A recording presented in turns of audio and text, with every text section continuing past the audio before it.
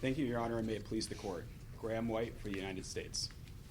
It is settled law that the False Claims Act authorizes relators to recover the proceeds of the claims they allege. That is how the statute achieves the delicate balance of rewarding relators who expose fraud against the government by bringing meritorious qui tam claims, while ensuring that those who bring unfounded qui tam claims do not obtain an unnecessary windfall at the public's expense. Section 3730 provides that when the government intervenes in the relator's case and settles a relator's claim, the relator may recover a share of the proceeds. Courts determine whether the government settled the relator's claim by applying the factual overlap test. The test requires courts to compare the allegations in the complaint with the conduct covered by the settlement agreement, and factual overlap exists if the court finds that the relator alleged the same violation of the False Claims Act that is contemplated by the settlement agreement. Counsel, let me ask you a threshold question, since we're talking about a relator, the definition of a relator. Was there any argument made in the district court, or here for that matter, that Mr. Conyers was not an original source, or does the government concede that he was an original source, but that there's no factual overlap? So I would preface that by, let me add on to the question. It seems as though the government had knowledge of the things that are part of the complaint, what was filed in court by Mr. Conyers. The government had some knowledge of that prior. Is that not correct? That is correct. So the government, and I'm happy to provide a fuller explanation if it would be helpful to the court. Well, I was just wondering whether he's truly a relator, not whether, again, I'm wondering that, but my question is, was it raised as an issue for the district court to consider? Only insofar as the relator attempted to recover the share of it, recover proceeds with respect to the allegations involving Jeff Mazon and Stephen Siemens, because there was no dispute that in the relator's initial complaint that those two individuals and their kickback schemes were not in the complaint. And so we only raised the original source issue insofar as, even if the relator had alleged those two schemes, the relator could not recover because he wasn't an original source of those claims. And so in terms of whether the relator is actually a relator for the purposes of the statute, he did initiate this action under subsection B1. And so I think that's as far as we would say about that. But I would say, to just put a finer point on Your Honor's question, that the government did learn about the fraudulent schemes that had settled well before the relator brought this action. Happy to discuss more in detail. Well, it just seems like the government conceded by taking the position that we're not going to intervene, we're not going to intervene in what he filed, but we are going to intervene with new claims that are ours and only ours, only the government's claims. So now you've commingled the claims and sort of stepped into the overlapping facts rather than just saying he's not a relator, he's not entitled to anything if he's not a relator, if he's not an original source. It seems like there's some disconnect there, and that the government conceded or waived the argument that he's not a relator.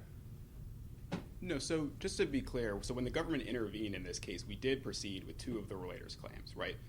Two of the relator's claims included the claim that the KBR had improperly used mortuary trucks to supply perishable items to U.S. troops. And there was a second claim about defective vehicles that the KBR was billing the government for. So when the government initially intervened in this case, its amended complaint alleged those two claims, right? Ultimately, after the government proceeded with the case, and I should say the government's amended complaint also added the additional claims, right, pertaining to the kickbacks for subcontracts fraud. Ultimately, the government interviewed the relator, investigated the relator's claims that it proceeded with, and decided not to proceed with those claims, and only to proceed to trial on the claims that it added related to Martin, Siemens, and Mazon, right? At that point, the relator had a right under the statute to continue litigating his own claims further, chose not to. The only inquiry that matters under the statute in terms of the relator's right to recover is whether the government obtained proceeds that arise from the relator's claim. Now, the district court, as I mentioned, committed reversible error by failing to properly apply the factual overlap test. So as I mentioned earlier, the factual overlap test just requires a side-by-side comparison of the allegations in the complaint with the conduct discussed in the settlement agreement. The court began its factual overlap analysis by noting, quote, "The conduct covered by the settlement agreement does not explicitly include the conduct that Mr. Conyers alleged." Now, that should have ended the matter because there has to be a factual overlap for the relator to recover. I don't mean to interrupt you, counsel, Sure. but when you talk about the factual overlap, do we have the Fifth Circuit have a case using that test, the factual overlap test in a key tam? I'm not aware of a case where the Fifth Circuit has applied the factual overlap test, but I would say that the Fifth Circuit has cited Bledsoe, which is where the Sixth Circuit's case favorably in another context. That was in the University of California Regents case. There's a little bit of a different context Right. here. Yeah, because I'm looking at Sixth Circuit, I'm looking at 8th, en banc 8th Circuit. Right, and the First Circuit is also, and the DC Circuit have also cited favorably the factual overlap test as well. But just to tie it to the statute, Sure. Is your argument tied to the words of the statute in 3730D1? Yes. Meaning that Mr. Conyers would be entitled to receive a percentage of, quote, the proceeds of the action or settlement of the claim. Right. Okay. Sure. So the subsection D1 entitles the relator to recover the proceeds of the action, meaning the action that the relator brought, or the claim. Now, Justice Alito. Well, settlement of the claim, right? And all excuse we me. have here is settlement of the claim. That's right, and so that's how the Eighth Circuit sort of distinguished between the two phrases in the real Yeah, opinion. because action is broader than claim, So arguably, I think we would dispute that, but ultimately, as the Eighth Circuit pointed out, Your Honor, when you're talking about a settlement, the operative language is proceeds of the settlement of the claim, right? And so, in that respect, it's clear that the relator is entitled to recover the proceeds of the claim that they alleged. And so, when we're talking about factual overlap, that's just how courts determine whether the government actually settled the claims. It's just a way for courts to say. I just wanted to tie it up to the statute. Right, exactly. So it's just a way for courts to determine whether the claims are the same. Right. So a straightforward application of the factual overlap test is all that the court needs to resolve this appeal. So the government settled claims arising out of a contract with KBR to support U.S. Army forces overseas during the War on Terror. And the settlement agreement asserted that former KBR employee Anthony Martin accepted kickbacks from a Kuwaiti company in exchange for awarding an inflated subcontract to that company. And so KBR then submitted false claims to the government, which included the cost of the inflated subcontract and the kickbacks that were paid to Mr. Martin. The agreement also settled related kickback claims involving two other employees that I mentioned earlier, Jeff Mazon and Stephen Siemens, who accepted kickbacks in exchange for awarding subcontracts for cleaning services and fuel tankers. That is not what the relator alleged in his complaint. The relator alleged a kickback scheme that was ultimately never proven. The relator alleged that after various subcontracts were awarded, other KBR employees took kickbacks in exchange for billing the government for trucks in Iraq and Kuwait, even if the trucks were defective or were never actually delivered as promised under the subcontract. Could the government have brought its claims separate from Mr. Conyers' claim? Yes, it could have. Well, I'm curious. I know it was about 6 years before the government intervened. Was there a particular reason to intervene in Mr. Conyers' Ketam case as opposed to bringing its own? Sure. So two responses to that, Judge Engelhardt. First, the reason it took some time to intervene is because the government sought and obtained, without relators' objections, good cause extensions so that it could investigate the claims, because these claims pertain to conduct in a war zone halfway across the world, so it took time for the government to investigate and determine whether, to what extent, the claims it wanted to bring in this case. Now, we intervened in this case because, as I mentioned at the outset, we initially did proceed with the relators' claims about defective vehicles and the improper use of mortuary trucks. We proceeded with those claims. We sought to obtain a recovery of those claims, and ultimately determined, after investigating them further, that they were unfounded and did not want to pursue them. And so that's why, years before the government ultimately reached a settlement agreement, we notified the relator and the court that we were not pursuing these claims any further. So that is why we intervened in the relator suit. Is there a case that would support your position that once the government intervened, seems like the very definition of an intervention is that the intervening party has an interest, some type of factually related claim intertwined with the main demand, either part of the defense or part of the case that's being advanced by the plaintiff, or in this case the relator. I'm trying to figure out from your argument, how do you unring that bell that, well, no, we did intervene, however, the claims that we have are still factually unrelated, or there is no overlap between what we intervened on and what he brought. You understand what I'm saying? I understand what sort of commingled already, So we've got to be able to separate that, and that's a difficult task. So unlike ordinary interventions, section 3731, which sets forth the procedures by which the government intervenes, allows the government to add its own claims, and it does not state that the claims have to be related to the claims that the relator initially brought, right? It says that the government can add its own separate claims. And I would also note that it's significant that when we're looking at subsection D1, which is what authorizes the relator to recover settlement proceeds here, Congress knew how, when it was drafting section 3730, to refer to the government's claims, and did not do so when it was talking about what claims the relator can recover under D1, right? So subsection C5 talks about what happens when the government pursues its claims in an alternate remedy. Section 3731 that I just mentioned, which talks about when the government adds its claims to the case, those provisions are not mentioned in subsection D1. Subsection D1 is only talking about the action brought by the relator under subsection B1. So Congress knew how to refer to the government's claims and did not do so when it was talking about what claims the government ultimately had a right to recover here. So before my colloquy with Judge Engelhardt, I was just talking about what allegations the relator ultimately did allege in his complaint. So the relator alleged a kickback scheme that, as I had mentioned, involved after various subcontracts were awarded, certain KBR employees were taking kickbacks in exchange for billing the government for broken vehicles or vehicles that were not actually delivered as promised. That is the extent of the kickback schemes alleged in the complaint. There are no allegations of any kickback schemes. So if I can summarize, I mean, just to keep it straight in my mind, he alleged mortuary trucks, kickbacks for broken vehicles, and anything else, prostitutes? There was improper billing the government for the use of prostitutes. Those were the three claims, right?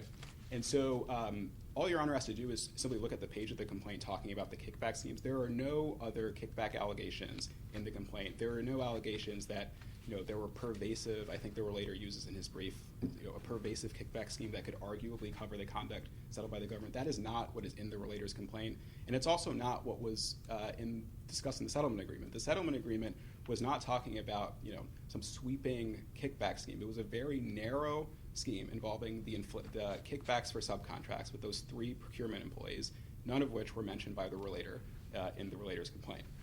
Now I just want to mention just touch upon quickly the cross appeal, the arguments that relator is making in the cross appeal. So relator is arguing on cross appeal that the court should adopt a novel interpretation of the False Claims Act, which is that a relator's entitlement to settlement proceeds has nothing to do with the substance of the relator's allegations and instead turns solely on whether the government intervenes in the case. So as we explained in our reply brief, no court has adopted this view of the statute, and the very cases that relator relies on for that proposition expressly reject that view. In its entirety.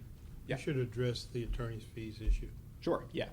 May I finish my point and then Sure. turn to? Yeah, so I just wanted to say that the relator's view of the statute is totally inconsistent with this court's recognition in the Regents of California case that the statute evinces no intent to compensate relators who bring unfounded qui tam claims, whether the claims are legally or factually unfounded. So as to the attorney's fee issue, the district court's decision to order the government to pay the relator's attorney's fees is unprecedented. The government and the relator litigate on the same side of the V in qui tam suits, and the only statutory language that is necessary for the court to resolve this issue is the very last sentence of subsection D1.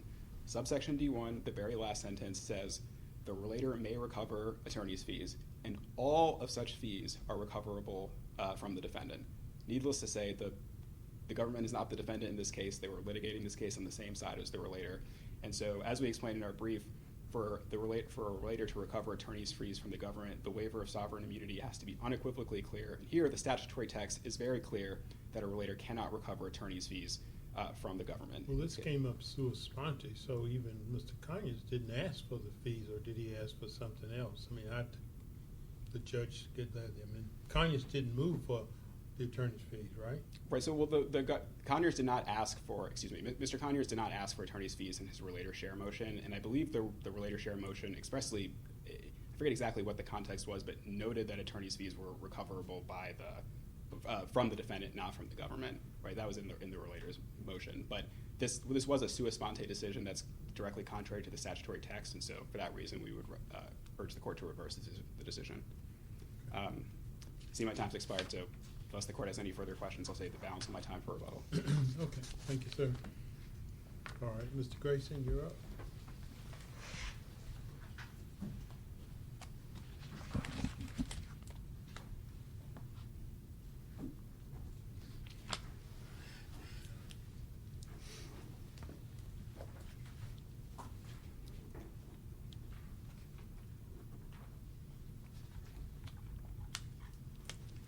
May it please the court. This case began in 2003, not 2006, when Bud Conyers was in Iraq driving convoys. His convoys were blown up 3 times. The third time, it was so bad that his artificial leg fell off and he had to limp away from the truck after he was attacked. In December of 2003, long before anything else happened in this case or any related case, Mr. Conyers reported to both the military and to KBR, his employer, which was part of Halliburton at the time, that there was a widespread fraud going on, and the fraud specifically was that subcontractors under the Log Cap 3 contract, subcontractor in the Log Cap 3 contract were bribing KBR officials. It turned out 36 of them were bribed, and he was the first one to report it. According to all of the information we have in this case, including the government's own information, he was the first one to report that there were bribes and kickbacks on subcontracts under Log Cap 3. And that happened in December of 2003 when he left Iraq for Kuwait and then came home and had his leg replaced. The reason why KBR didn't replace his leg is because he had blown the whistle. They not only didn't replace his leg, but they also stole all of his goods, everything in his hooch. What happened after that is that KBR in 2004 disclosed to the government that there were in fact kickbacks. That's the first time after Mr. Conyers' disclosure that the government learned about any of these kickbacks on any of these subcontracts in the Log Cap 3 contract. According to the record, that the voluntary disclosure happened in early 2004. We know this because it's in KBR's 10Qs and 10Ks filed with the SEC. Now, Mr. Conyers came back to the United States. He wasn't contacted by the government. He looked for an attorney. He found me. And in 2006, we filed a complaint that was, at that time, based entirely on his knowledge of what had happened. Now, in the meantime, the government had started to investigate. They ended up indicting 4 of the 36 subcontractor staff on KBR who had taken bribes and inflated bills to the government. And I wrote the complaint based upon what he told me, not based upon something else that had happened, not based upon public information about an indictment somewhere, but simply based upon what he had told me. Let me read to you from that complaint.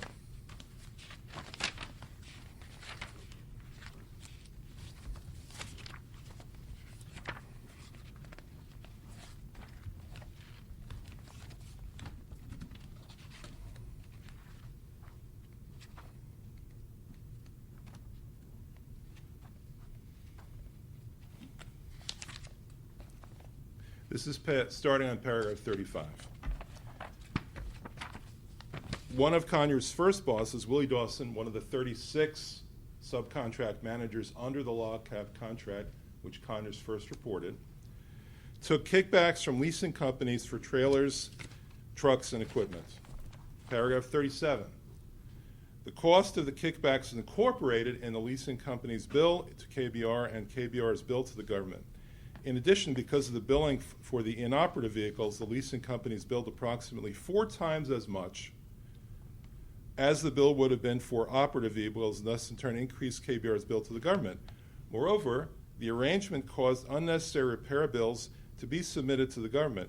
Furthermore, the resulting inefficiency meant that the overall cost of the mission was increased. That's the fraudulent scheme that all 36 of the KBR subcontractor managers were guilty of. Mr. Grayson, Yeah. did the government settle any of the claims in the complaint that you brought? Yes, look Which at the ones? settlement agreement. Which Look at the ones? settlement. Well, I have. Okay. Which ones did the government settle that you brought on behalf of Mr. Conyers? Well, let's talk, I'll answer your question, Your Honor. Let's talk about what a claim means. Okay. Okay, under the statute, the claims refer to the claims submitted by KBR. Okay? Well, the statute says 3730D1. Private person is entitled to receive a percentage of, quote, the proceeds of the action or settlement of the claim. Right. Okay. So that's the settlement of now the claims there, and by the way, Judge Stewart has written about this. The claims there refer to the claims that KBR submitted under the Log Cap 3 contract. Those are the ones that were settled. There seems to be some sort of misunderstanding on the part of the government in that regard.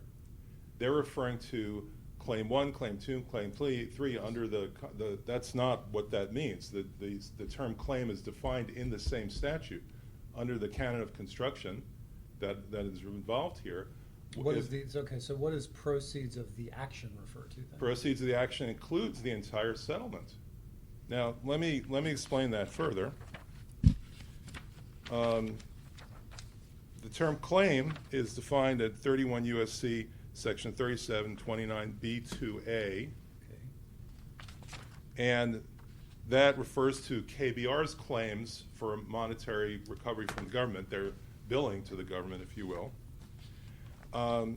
Judge Stewart said the statute attaches liability not to the underlying fraudulent activity or to the government's wrongful payment, but to the claim for payment. That's Judge Stewart's decision in the Longy case, 575 F. 3rd 458.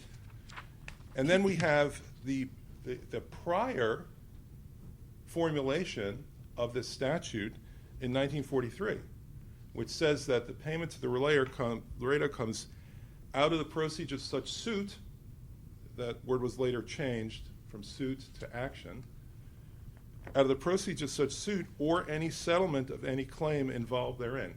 Any settlement of any claim involved therein. So in 1943, when this language was established, and again, according to the canon of construction, that matters. In 1943, what they were doing is putting their arms around all the money they could and saying that the relator gets 15 to 25% of the proceeds of such suit or any settlement of any claim involved therein. And Well, you have a suit, and the suit is of claims. You have claims in the suit. yes, Negligence, torts, whatever. right, and in fact, You can settle claim 1, claim 2, but you're not going to settle claim 3. Right? Isn't that how it works? No, because you're looking at the proceeds of the action, not the proceeds of the complaint. Okay, now the government didn't intervene, and by the way, the government did file a separate lawsuit regarding some of these things. Whether that's relevant to this case is being determined by the district court at this point. But what the government did is the government said, we intervene. In their press release, they said, we are intervening in the claims that were asserted by this whistleblower, and those claims were the following. They were the claims submitted under the log cap contract by KBR regarding its work in Iraq and in Kuwait that were inflated by bribery and kickbacks, which is exactly what Mr. Conyers claimed. So Mr. White for the government refers to the factual overlap test that some other circuits have applied, 8th Circuit, 6th Circuit, some others. Is that a sort of a test that you would embrace as well for understanding whether your client should be entitled to some of the proceeds? Not in this context. And the reason why, for instance, the 6th Circuit case says that the only way that you reject giving the full percentage to the relator is if there is absolutely no overlap. Okay? The Sixth Circuit didn't say you have to have what amounts to a mini trial in order to determine overlap. It did say if there's no overlap whatsoever, then the relator doesn't get anything. Okay, That's so not the how do case we know here. whether there's overlap or not? Because it's the same contract, it's the same claims that were submitted by the same company in the same area for the same fraud. Okay, so I heard discussion of mortuary trucks. Yes. That was an allegation in the lawsuit that you brought on behalf of Mr. Conyers, right? Right, that Okay, so was settled. that claim settled? Yes, Mr. Conyers released that as part of the settlement agreement. So was it $14 million? Is part of the $14 million for settlement of the mortuary truck claim? Yes, I would say Okay, so. where would I look to see that? In the settlement agreement, in paragraph 6. Paragraph 6 of the settlement agreement. Right. Okay. And by the way, that's why this is different from both the Eighth Circuit case and the Sixth Circuit case. Neither one of them involved a release by the relator. Okay, in this case, the relator's claims were released in the settlement agreement. That's a pretty fundamental difference. All right, so let me turn for a moment to the question, as Judge Duncan has put it, of how do you read a statute? How do you read a statute? We start with the role of history, as Judge Stewart has said. Shouldn't we start with the words? Yes, let's start with the words. Absolutely, let's start with the words. Start The with- words are, thank you, I am a textualist.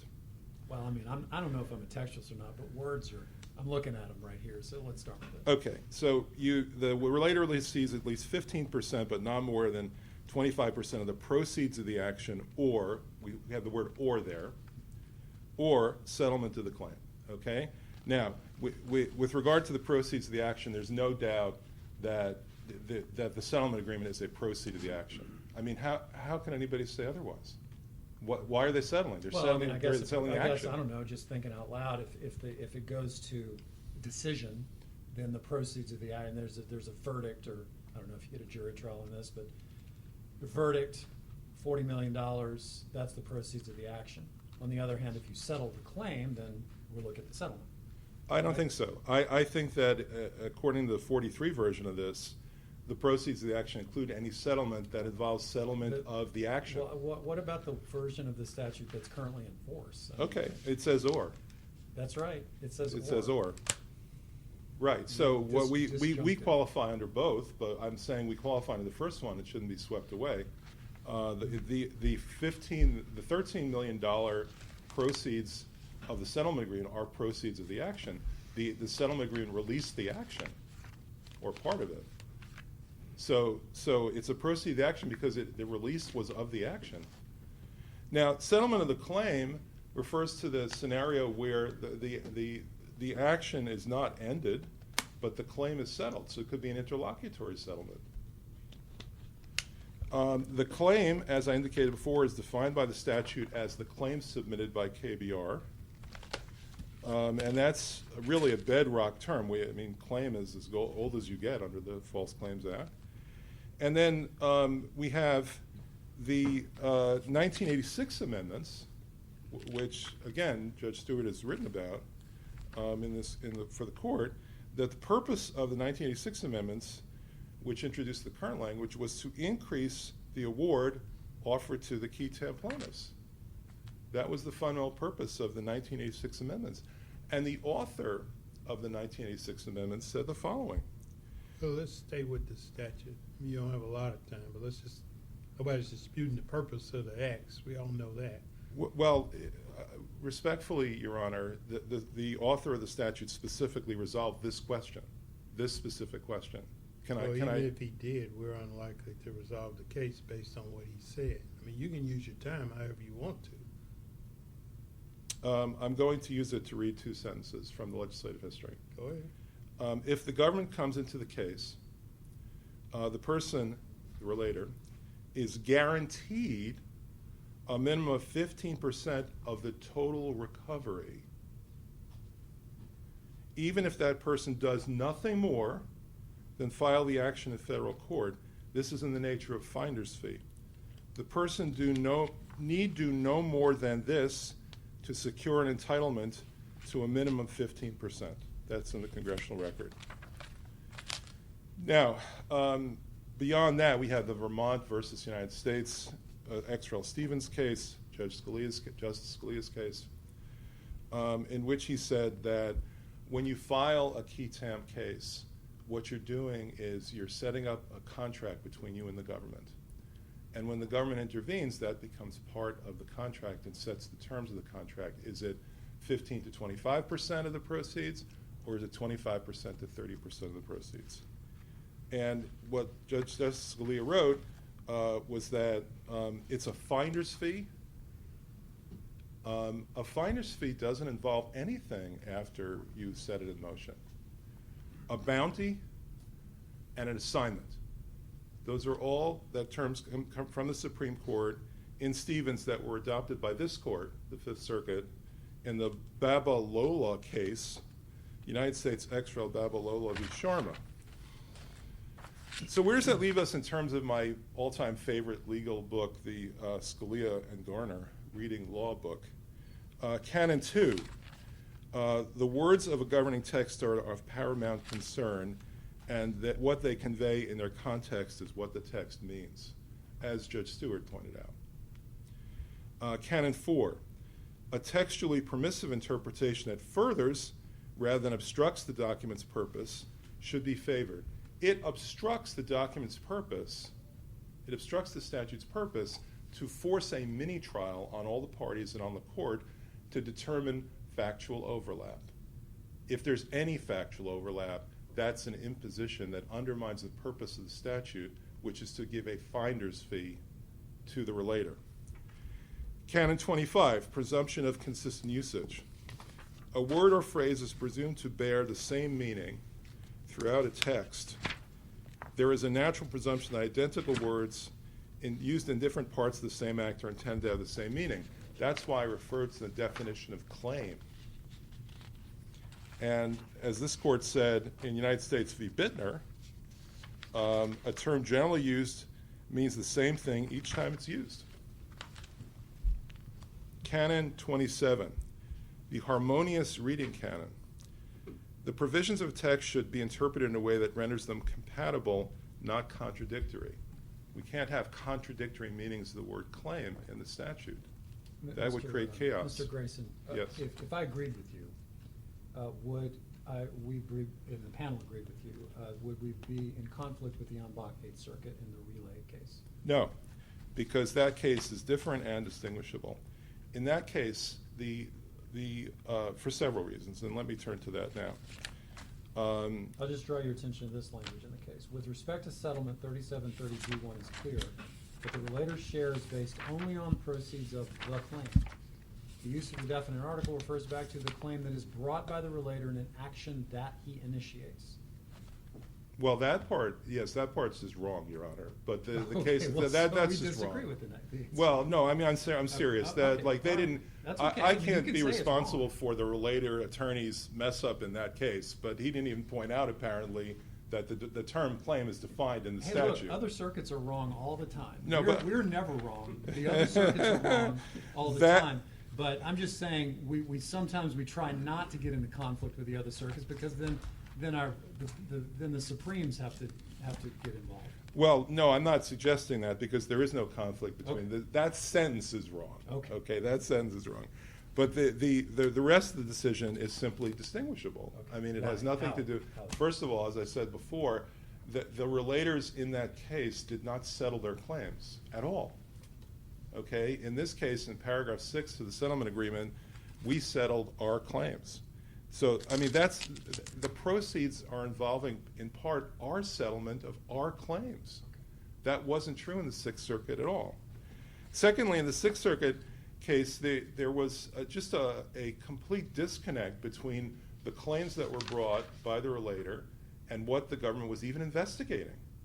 The claims that were brought by the relator had to do with when the contract was first negotiated, did the contractor deceive the government by misreporting their own costs in their proposal? And that's what the relators were arguing. And in other words, fraudulent inducement. They were arguing fraudulent inducement. And in that case, the government never bothered to investigate that because it was nonsense.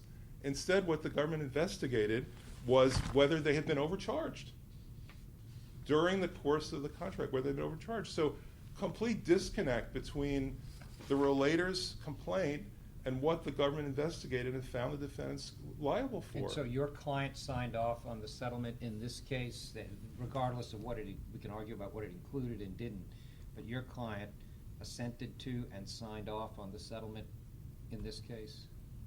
Did I understand you correctly? And yes, and settled parts of his own claims. In other words, the consideration in this case is different from the consideration in either of the other two cases because it included my client's claims. So that's a fundamental difference. Now, let me go back, if I may, to. We only got 6 seconds, so. All right. Then there are 6 different legal issues in this case, Your Honor. I'd hate to think I lose an 18-year-old case. I started working on this when my last son was born. He's in college now.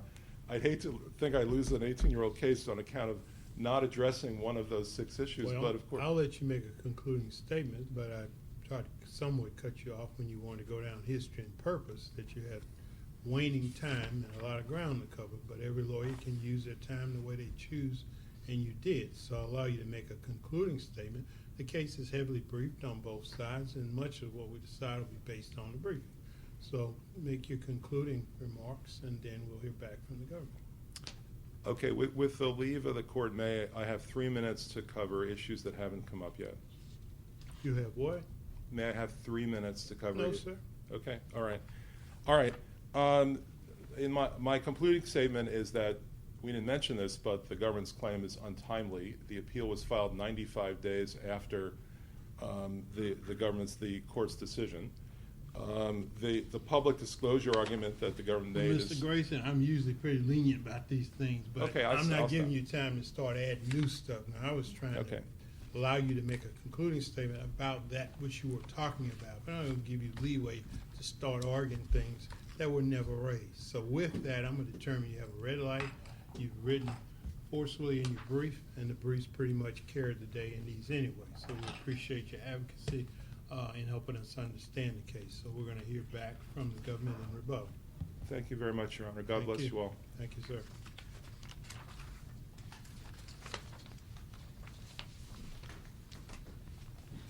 Mr.